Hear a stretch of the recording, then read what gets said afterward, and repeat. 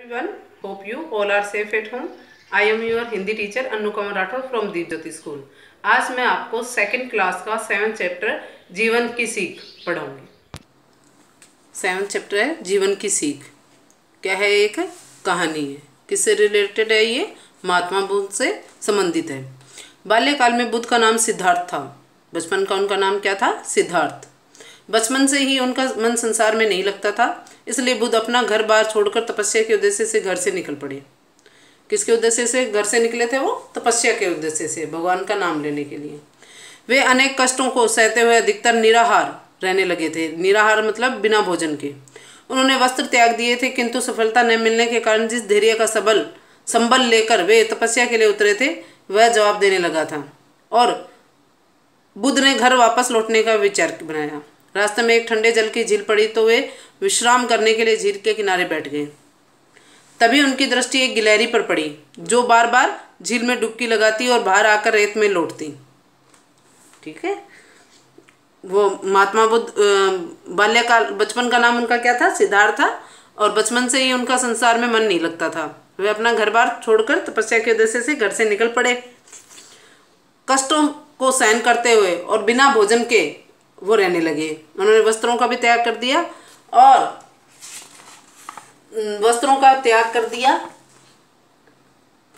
और धैर्य का संबल लेकर वे तपस्या के लिए उतरे थे। संबल या नहीं होता है सहारा, ठीक है ना? सहारा लेकर, धैर्य का सहारा लेकर धीरज से, ठीक है ना? और वे तपस्या के लिए निकले थे। लेकिन क्या हुआ कि जवाब देने लगा था, उनका धैर्य भी अब जवाब देने लगा था, और महात्मा बुद्ध वापस घर लौटने लगे। रास्ते में उनको एक ठंडे जल की झील दिखी। वहाँ वो विश्राम करने लगे झील के किनारे। तभी उनकी नज़र कहाँ पे पड़ी? एक गिलहरी पर पड़ी जो बार बार झील में डुबकी लगाती और बाहर आकर रेत में लौटती। पुनः वापस झील में डुबकी लगाने दौड़ पड़ती। यह देखकर बुद्ध को बहुत आश्चर्य हुआ और उन्होंने उससे पूछा, नन्ही गिलहरी, तुम यह क्या कर रही हो? गिलहरी बोली, इस झील ने मेरे बच्चों को खा लिया है, इसलिए मैं इसे खाली कर दूंगी। झील को पूरी को खाली करने की बात कह रही है गिलहरी।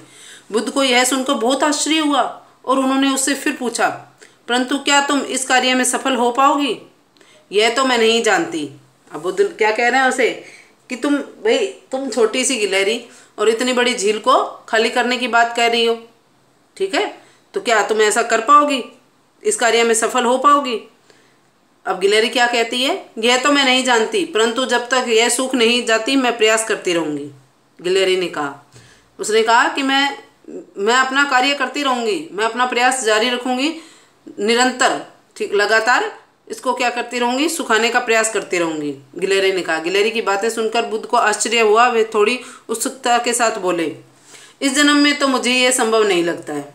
अब गिलहरी की बातें सुनकर और महात्मा बुद्ध को क्या लगता है कि मुझे तो नहीं लगता कि तुम ऐसा कर पाओगी, ठीक है ना? तो वो इस तरह से उससे बातें कर रहे हैं कि मुझे तो नहीं लगता कि तुम इस तरह से इसको खाली कर पाओगी। तो महात्मा बुद्ध की ये बातें सुनकर और गिलहरी क्या करती है, अब बातें आगे पढ़ते हैं अपन।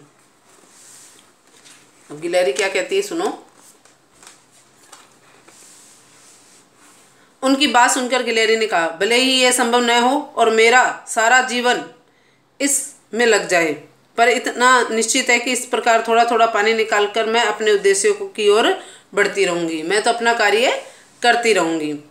बुद्ध को गिलहरी की बात समझ में आ गई और वे पुनः तपस्या में रत हो गए। रत यानी लीन हो गए वापस से, ठीक है ना? वापस से तपस्या करने लग गए। तो इससे तुम्हें क्या शिक्षा मिलती है?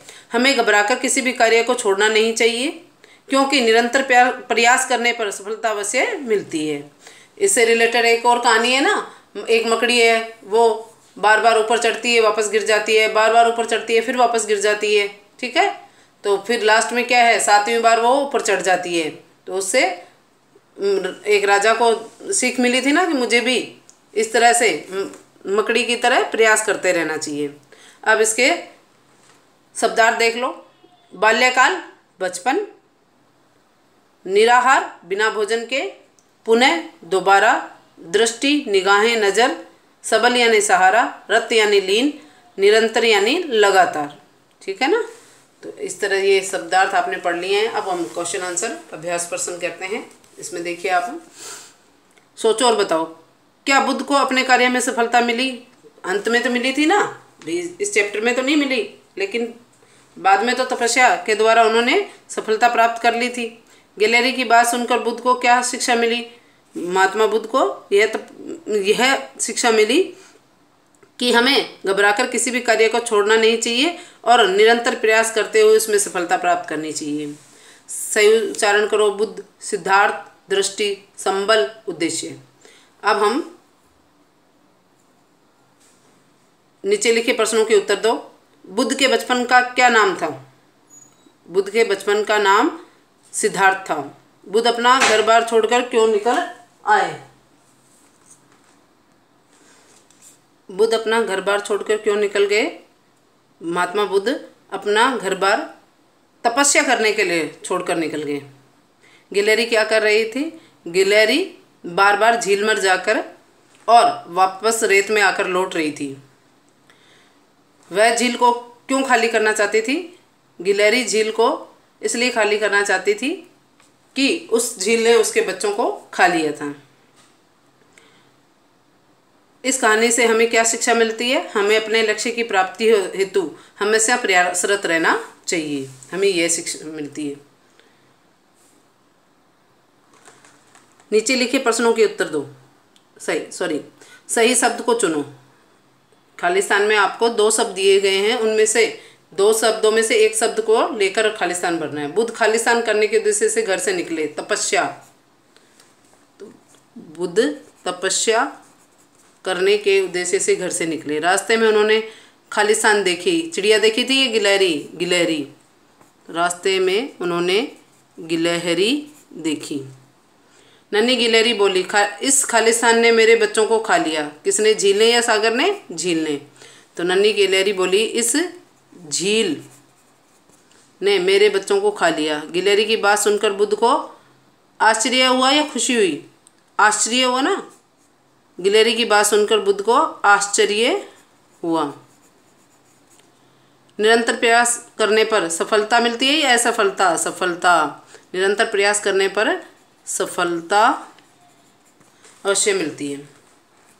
किसने किससे कहा? नन्ही गिलहरी, तुम क्या कर रही हो? महात्मा बुद्ध ने गिलहरी से। महात्मा बुद्ध ने गिलहरी से।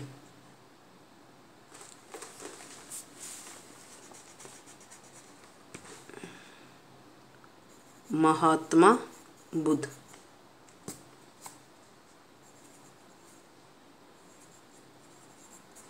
गिलहरी से। महात्मा बुद्ध ने गिलहरी से कहा, नन्ही गिलहरी तुम क्या कर रही हो? मैं इसे खाली कर दूंगी। गिलहरी ने महात्मा बुद्ध से। परंतु तुम्हारे इस कार्य से क्या यह संभव है? महात्मा बुद्ध ने गिलहरी से।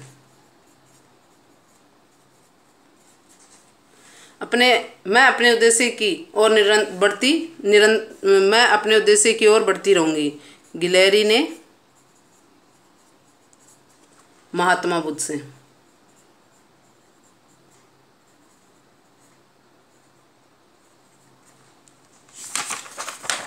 आगे देखिए भाषा ज्ञान। भाषा ज्ञान में आप देखेंगे संज्ञा। क्या बताया जा रहा है? संज्ञा किसी व्यक्ति, वस्तु, स्थान या भाव को संज्ञा कहते हैं। संज्ञा के 3 भेद होते हैं, व्यक्तिवाचक, जातिवाचक, भाववाचक। मुख्य 3 भेद होते हैं, व्यक्तिवाचक, जातिवाचक और भाववाचक। व्यक्तिवाचक के उदाहरण है राम, मोहन, दिल्ली।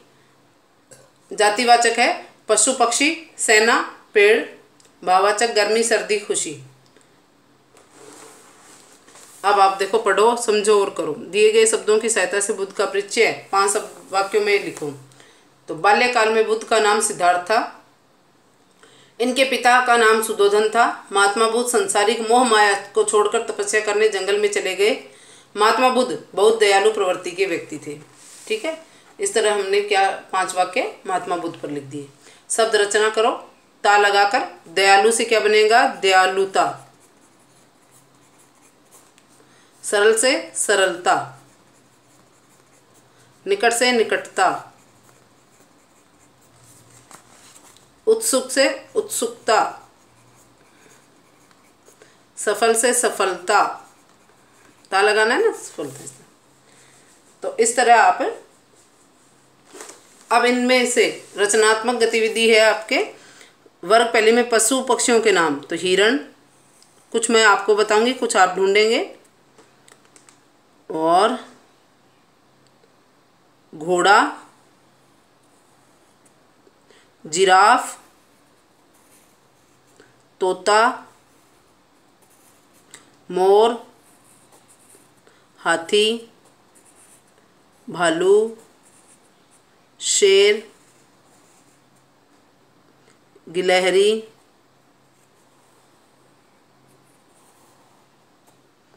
ठीक है।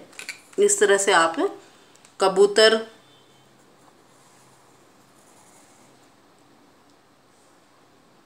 इस तरह आप और शब्द ढूंढोगे इसमें से। ठीक है, तो ये सभी बच्चे रचनात्मक विधि भी करेंगे ताकि आपके जो एक्टिविटी की जो प्रक्रिया है वो भी कंप्लीट हो जाए। तो सभी बच्चे बहुत ध्यान से इस चैप्टर को करेंगे, पढ़ेंगे, इन क्वेश्चन आंसरों को करेंगे। Thank you.